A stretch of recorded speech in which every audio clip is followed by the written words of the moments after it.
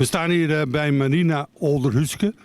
Vandaag is hier de actie Clean-up van de Maas. En Rijkswaterstaat heeft dat georganiseerd. Er zijn zo'n 1500 mensen die vandaag langs de Maas compleet met vuilniszak, rippie, hesje en goede instructies aan de slag gaan. En wij gaan eens even kijken hoe dat nou precies in zijn werk gaat. En eens even aan Rijkswaterstaat vragen. Wat hebben ze nou zo allemaal in die Maas gevonden? Echt super fijn dat jullie allemaal vandaag hier zijn en we hebben geluk met het weer. Dus we kunnen dadelijk flink met een ochtendzonnetje aan de slag gaan in het verder opruimen van de Maasoever. Er is de afgelopen dagen wel al wat gedaan, dus heel veel grote spullen die zijn al weg, maar er ligt ook best nog wel wat klein spul. En dat kan natuurlijk prima hier in deze zakken. En juist kleine spul kan ook heel erg schadelijk zijn voor de natuur. Dus het is fijn dat we dat met zoveel mensen vandaag gewoon weer de oever een klein beetje schoner kunnen gaan maken. Gewoon heel erg mooi dat we dit samen met Rijkswaterstaat en ook Stichting Limburgs Landschap, die vandaag hier helaas niet aanwezig zijn omdat ze de afgelopen weken en dagen echt overuren hebben gedraaid. Daar waren er wel graag bij geweest, maar dat is niet gelukt. Maar ook Stichting Limburgs Landschap die heeft bijgedragen om het mogelijk te maken dat wij hier vandaag met elkaar samen kunnen zijn. En we gaan jullie allemaal vandaag goed verzorgen. Samen met alle materialen om de spullen op te ruimen. En straks ook nog even met een glaasje water en een appel als het nodig is om wat extra energie te tanken. Dus dat komt helemaal in orde. U moet toch wel trots zijn dat er zoveel mensen u komen helpen, hè? Ja, enorm trots en blij. En ik ben ook heel erg blij dat we nu dit kunnen doen. Hè, dat de oevers veilig zijn om te kunnen opruimen. En tijdig voor het hoogwater, zodat het afval straks niet weer opnieuw de Maas inkomt en verder stroomt. Dus ik ben enorm blij en trots, ja, zeker. Ja, u heeft natuurlijk al het een en ander opgeruimd. Vertel eens. Ja, we zijn met schepen al gaan opruimen vanuit de Maas. De grote brokken, zeg ik maar even. En ik wil daar eigenlijk graag met respect over praten. Het is afval, zeggen wij. Maar het is wel van mensen ook een huisraad. Het zijn dieren. Het is meer dan alleen maar gewoon afval in dit geval. Ja, wat was het meest opvallende wat u mensen aangetroffen hebben?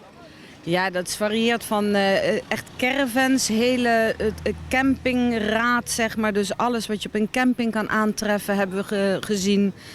Dieren, dode dieren, bankstellen, dat soort dingen, ijskasten. Ja, dus echt hele grote stukken huisraad ook. En vandaag de kleine restjes. Ja, als het goed is wel. Ik denk niet dat we het allemaal wegkrijgen in één keer. En ik weet dat er al meerdere opruimacties zijn geweest en er zullen er ook nog volgen. Want het is gewoon heel veel wat er dit keer op een heel ander moment in het jaar. Daarom is het ook ander afval. Andere dingen treffen we nu aan dan regulier. Hè. We hebben regulier doen we dit soort opruimacties. Maar nu treffen we ook hele andere dingen aan omdat het een ander seizoen is. Ja, moeder Maas die heeft heel wat getransporteerd. Ja, we zijn natuurlijk heel dankbaar voor moeder Maas. Het is een belangrijke ook verkeersader voor ons. Maar dit keer heeft ze ons wel wat overvallen, zeker in de zomer. Even naar de evaluatie, hè. Die gaat binnenkort plaatsvinden, neem ik aan. Zijn er echt plekken waarvan u zegt, nou dan moeten we snel aan de gang? Ook, ik dacht al, ik begreep de vraag niet helemaal goed, want we hebben natuurlijk verschillende soorten evaluaties. Ja, we zijn heel druk aan het inspecteren.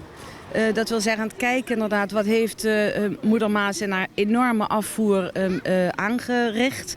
Dat gaat over oevers, bodems, maar ook onze spullenboel, zeg ik maar even, onze objecten, de stuwen en de sluizen. Daar zijn we dus al wekenlang mee bezig. En gelukkig laat het zich aanzien dat de schade meevalt. Dat wil niet zeggen dat er geen schade is. Er is veel schade zelfs, maar het is niet hele ernstige schade. Wel schade die we dus ook echt voor het hoogwaterseizoen moeten herstellen. Omdat een nieuw hoogwater zou veel ernstiger schade kunnen berokkenen. Ja, het was hoger dan de vorige keer en daar had u een beetje rekening mee gehouden. Maar geeft dat toch nog aanleiding om dat toch nog eens even tegen het licht te houden, deze extra hoogte? Het was hoger dan ooit inderdaad. Ons systeem, het watersysteem, de Maas, heeft zich heel goed gehouden. Dus we zijn ook heel blij en trots op de maatregelen die we de afgelopen decennia hebben genomen. Want het systeem heeft het gehouden, zeg ik maar even, hè, de Maas. Wil niet zeggen dat er helemaal niets te verbeteren nog valt. Dus we gaan, en dat is de andere evaluatie waar ik op doelde. Dat is meer inderdaad kijken naar beleidsmatig welke plekken zijn er inderdaad zwakker. En waar zouden we nog extra ruimte of versteviging nodig hebben. Maar dat is te vroeg om daar nu al conclusies aan te verbinden. Nu even dit klusje. Nu even dit klusje vandaag, ja.